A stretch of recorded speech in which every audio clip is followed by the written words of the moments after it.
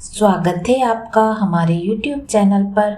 आज से हम प्रारंभ करने वाले हैं शीघ्र प्रारंभ होने वाले माघ महीने में कब से प्रारंभ होगा, वह इसके नियम क्या करें क्या नहीं करें, वह इसके अध्याय आज से आप हमारे चैनल पर प्रतिदिन एक अध्याय सुन सकेंगे।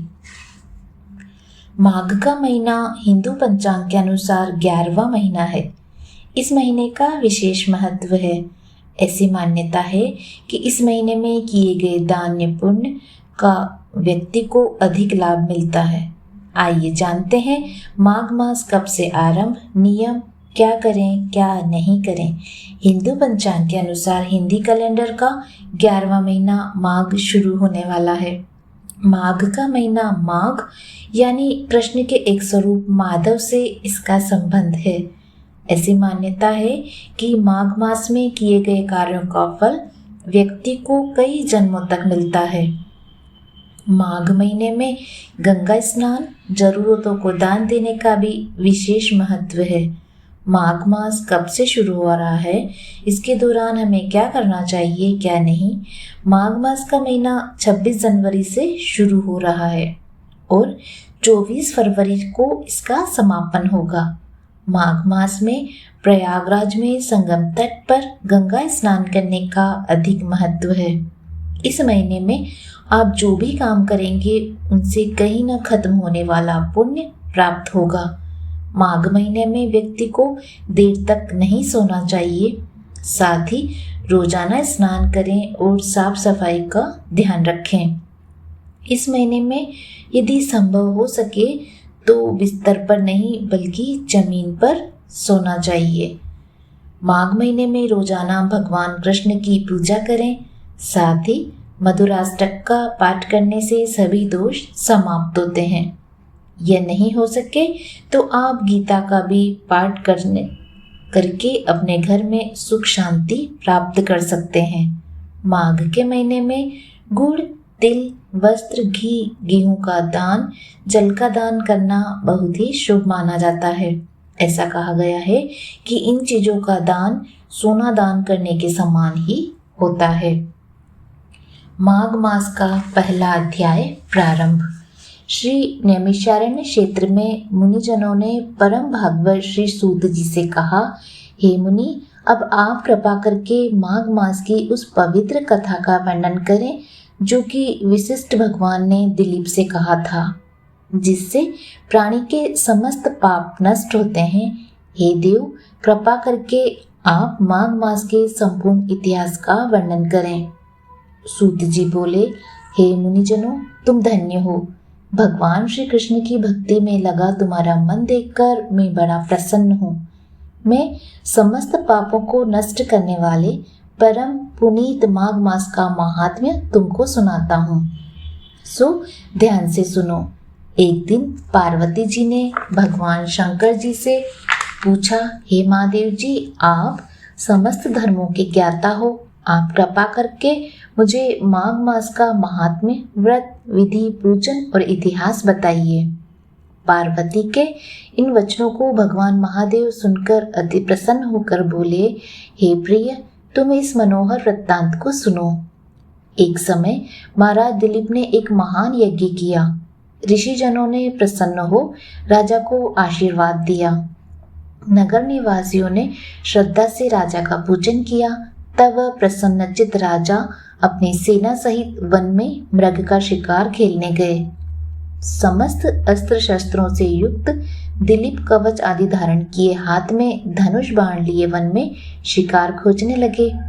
उनके पैदल सिपाही भी मनोहर जंगल में विचरने लगे। शिकारियों का दल वन में देखकर सभी जीव शांत होकर अपनी गुफाओं में चले गए। कोलाहल सुन मृग भागने लगे। राजा ने उनको अपने बाणों का निशाना बनाया। पक्षी इस वृक्ष से उस वृक्ष पर उड़ने लगे और अपने को छिपाने के लिए स्थान खोजने लगे। सियार चिल्लाने लगे। वृक्षों की खो में छिपे उल्लू चीखने लगे। वन के शांत प्रदेश में जहाँ घने वृक्ष थे, फूलों की सुगंध महक रही थी, भंवरे गुंजार कर रहे थे, दूध से भरे थनों वाली गायें घूम रही थी। सर्पों के बिलों से केंचुली आदि बाहर निकली पड़ी थी। अजगर वृक्षों की शाखाओं पर लिपटे थे। पत्थरों के आपस में टकराने से अग्नि की चिंगारियां छिटक रही थी। बाघ दहाड़ रहे थे। शिकारी कुत्ते खरगोश के पीछे दौड़ रहे थे। इस प्रकार राजा दिलीप वन में शिकार खेलते खेलते रात्रि होने पर विश्राम करते और फिर आगे बढ़ जाते थे। इसी प्रकार शिकार खेलते हुए राजा जब वन से विचरण कर रहे थे तो सेवकों द्वारा मचाए हुए शोर को सुनकर एक मृग जंगल से निकला और इधर उधर चौकड़ी भरने लगा। तब राजा ने उसका पीछा किया।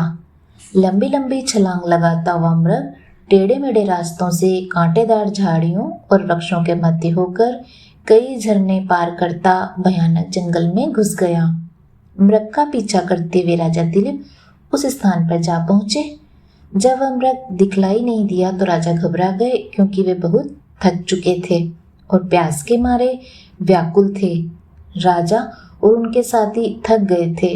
उनके घोड़े पसीने में तर थे। दोपहर का समय हो चुका था और सभी प्यास से व्याकुल हो रहे थे। पानी की खोज करने पर राजा ने दूर समुद्र जैसा एक विशाल सरोवर देखा, जिसके किनारे घने वृक्ष थे। जल स्वच्छ था। बड़े बड़े कमल खिले थे, जिन पर भौरे गुंजार कर रहे थे।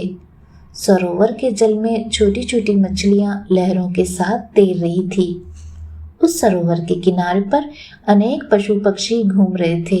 इस सुंदर सरोवर को देखकर राजा और उसके साथियों को थकावट दूर हो गई।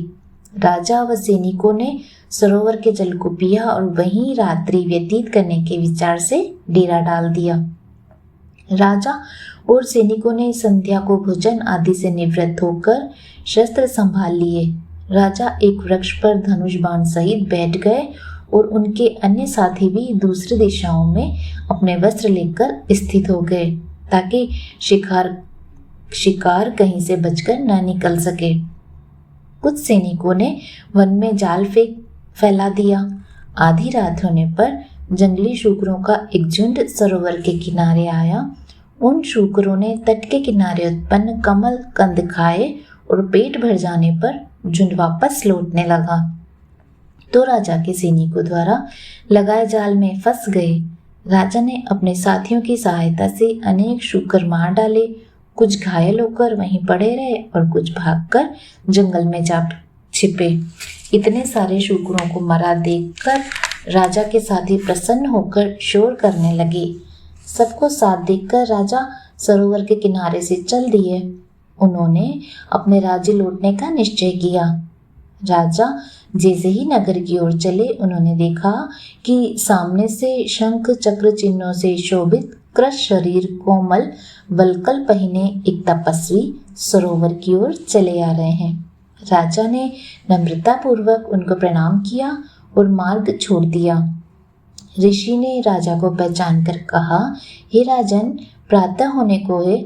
माघ मास की इस पुण्य बेला में सरोवर का स्नान त्याग कर तुम कहाँ जा रहे हो?